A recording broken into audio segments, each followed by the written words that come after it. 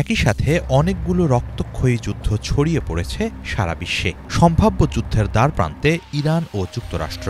এসবের আড়ালে কি আরও একটি ভয়াবহ যুদ্ধের প্রস্তুতি চলছে? তাইওয়ানকে ঘিরে 2 দিন ব্যাপী চীনের বিশাল সামরিক মহড়ার প্রেক্ষাপটে জোরালো হচ্ছে এই প্রশ্ন।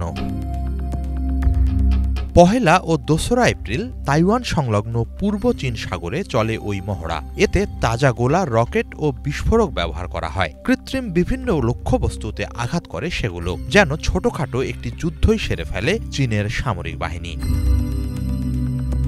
স্ট্রেইট থান্ডার 2025A নামের এই মহড়ায় একই সাথে চীনের সেনা, নৌ, বিমান ও রকেট উৎক্ষেপণ বাহিনী অংশ নেয়। স্বল্পতম সময়ে যুদ্ধকালীন তৎপরতা চালানো ও বিভিন্ন বাহিনীর মধ্যে সমন্বয় সক্ষমতা বাড়াতে এই মহড়া গুরুত্বপূর্ণ বলে জানিয়েছে চীন। শত্রু শিবির অবরোধ ও লক্ষ্যবস্তুতে অব্যর্থ নিশানা হানার বিষয়টিকে বিশেষ গুরুত্ব দেয়া হয়েছে। এটি ছিল অত্যন্ত সফল ও ফলপ্রসূ। চীনের পক্ষ থেকে প্রকাশ করা ভিডিওতে দেখা যায় রাতের বেলা রকেট উৎক্ষেপণ করে উপকূলীয় বিভিন্ন স্থাপনায় আঘাত হানা হচ্ছে।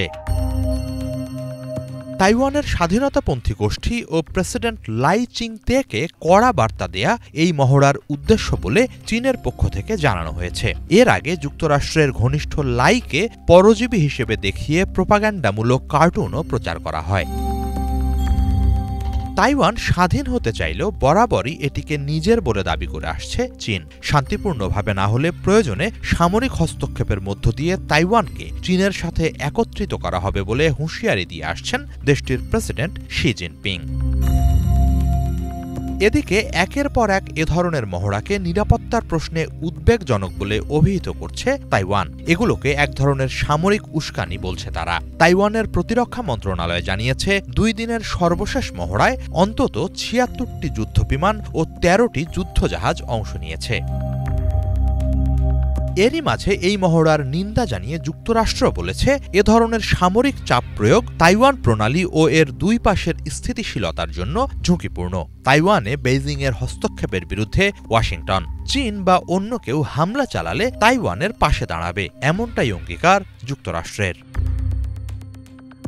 বিশ্লেষকরা বলছেন সেক্ষেত্রে কেবল তাইওয়ান নয়, যুক্তরাষ্ট্রের সাথেও যুদ্ধ বেঁধে যাবে চীনের। সম্ভবত একের পর এক মহড়ার মধ্য দিয়ে চীন তাইওয়ানের বিরুদ্ধে সর্বাত্মক যুদ্ধের প্রস্তুতি নিচ্ছে, এমনটাই আশঙ্কা অনেক বিশ্লেষকের। তেমনটি ঘটলে যুক্তরাষ্ট্র কি আদৌ তাইওয়ানকে রক্ষা করতে পারবে, সেই প্রশ্ন উঠছে।